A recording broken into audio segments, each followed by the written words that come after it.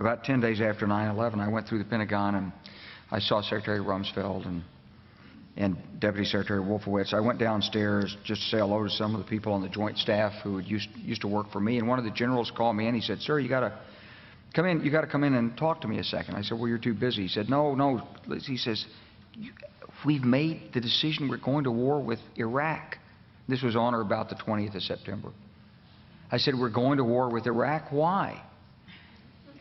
He said, "I don't know." He said, "I guess they don't know what else to do."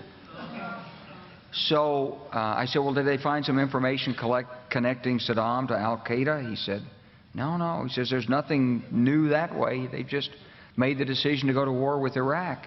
He said, "I guess it's like we don't know what to do about terrorists, but we've got a good military and we can take down governments." And he said, "I guess if the only tool you have is a hammer, every problem has to look like a nail." So I came back to see him a few weeks later, and by that time we were bombing in Afghanistan. I said, "Are we still going to war with Iraq?" And he said, "Oh, it's worse than that." He said, he reached over on his desk, he picked up a piece of paper, and he said, I just got this down from upstairs," meaning the Secretary of Defense's office today, and he said, "This is a memo that describes how we're going to take out 7 countries in 5 years, starting with Iraq and then Syria, Lebanon, Libya, Somalia, Sudan, and finishing off Iran." I said, "Is it classified?" He said, "Yes, sir." I said, "Well, don't show it to me."